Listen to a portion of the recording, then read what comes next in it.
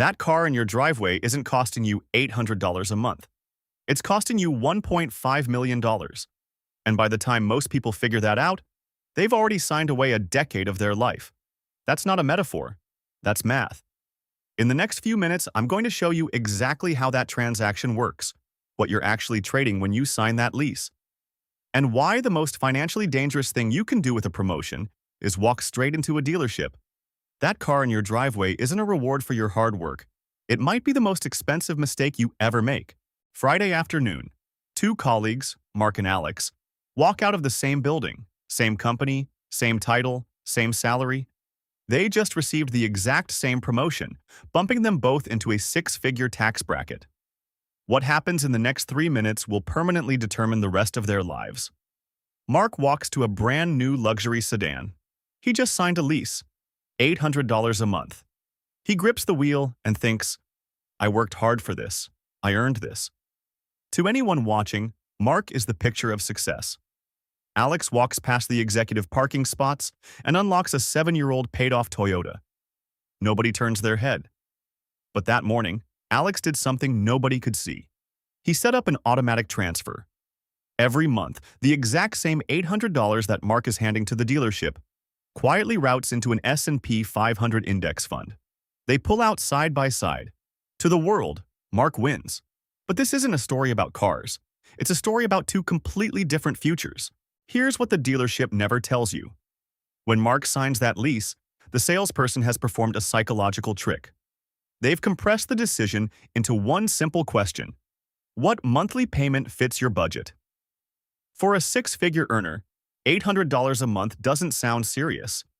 He thinks, I can handle this, but he's not looking at the right number. Over 30 years perpetually leasing or financing a luxury car, Mark hands roughly $288,000 to dealerships. Nearly $300,000 for vehicles that are worth nothing the moment the contracts end. But that's still not the real number. Because Alex is taking that same $800 and putting it to work. At the market's historical average of roughly 7% annually, no stock picking, no timing the market, $800 a month over 30 years doesn't become $288,000. It becomes $1,500,000, $1.5 million. Mark didn't just spend $288,000 on cars. He traded $1.5 million in future wealth for the temporary feeling of sitting in nice leather. The next time you see that monthly payment, mentally rewrite the number. Cross out $800. Write $1,500,000. Because that is what you're actually trading. That car in your driveway is not a trophy of your hard work. It is a monument to the wealth you voluntarily handed back. That $800 payment doesn't just hit your bank account. It hits your nervous system. Every financial obligation you carry runs a background app on your brain, a persistent low-level hum of anxiety that never fully quiets. Psychologists call it cognitive load. Debt doesn't just cost you money. It costs you clarity, focus, and the headspace that should be going toward your actual life. But there's a deeper trap inside the trap. When your income goes up and you immediately match it with a luxury lifestyle, you haven't elevated your status.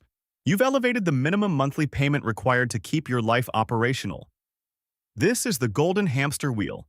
You're earning extraordinary money. But because your lease, your inflated rent, and your lifestyle commitments demand every dollar, you are completely stationary. The wheel spins faster. From the outside, it looks impressive. But you are not 1 inch closer to financial independence. You are a very well-compensated dependent. 6 months from now, Mark wakes up burned out. He wants a sabbatical. He wants to take a lower-paying role that lets him be present for his family. Can he? No. The $800 is due on the 1st. He cannot take a pay cut. He cannot walk away. He built a cage and paid a premium to furnish it. Alex carries none of this weight. If the company restructures, his stomach doesn't drop. His mind is quiet. His options are open. And that quiet compounds the same way the money does. Saturday morning. Your neighbor is washing a brand new Range Rover. Something happens automatically in your brain, a comparison faster than conscious thought. You see the emblem and your brain signals. They're doing better than me.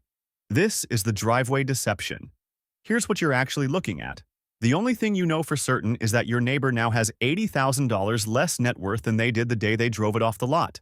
You're seeing the money they spent, not the money they have. Anyone with a decent credit score can finance the appearance of wealth. You don't see the 84-month loan at 9% interest. You don't see the retirement account with nothing in it. You don't see the quiet panic that hits them every time the economy shakes. Your neighbor didn't buy a car. They bought a disguise. They aren't outperforming you. They're outborrowing you. The next time a shiny SUV pulls up next to you at a red light, don't feel intimidated. Feel relieved. They have the status symbol. You have something they secretly want far more. Your options are open, your income is yours, and you are quietly buying your freedom. So if the luxury lease isn't the real sign of wealth, what is? Health wealth. The deliberate choice to link between what you earn and what you visibly consume. Driving the 7-year-old Toyota when you could lease the Porsche. Someone with serious money choose to look ordinary because the truly financially independent learned something most people never do. Visibility is a vulnerability. When you display wealth, you attract expectations. Your employer assumes you need the job to fund the lifestyle. Society expects you to pick up the tab.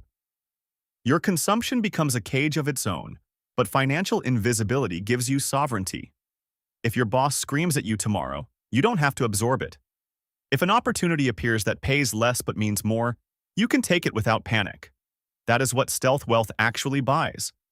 Not a lifestyle, not a status, a life.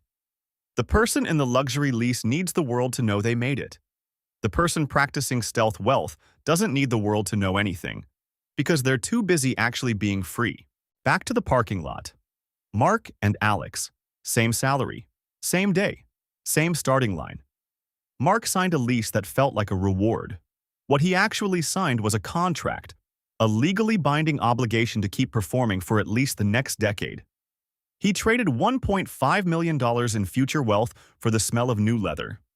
Alex drove home in a 7-year-old Toyota nobody noticed, and quietly bought himself a ticket to early retirement. Same money, same effort, completely different futures. Here's the truth the entire system is designed to hide. Your salary doesn't determine your wealth, the gap does. The distance between what you earn and what you spend is the only number that actually matters. Every dealership, every algorithm, every unspoken rule about what success should look like, all of it exists to keep that gap at zero. So the next time the dealership offers you the keys, you have one question to answer. Are you financing your ego or funding your freedom? Keep the old car. Protect the gap. Let compound interest do what the salesperson never will. Subscribe. Every week we break down the traps the system sets for high earners. Stop surviving. Start building. I'll see you in the next one.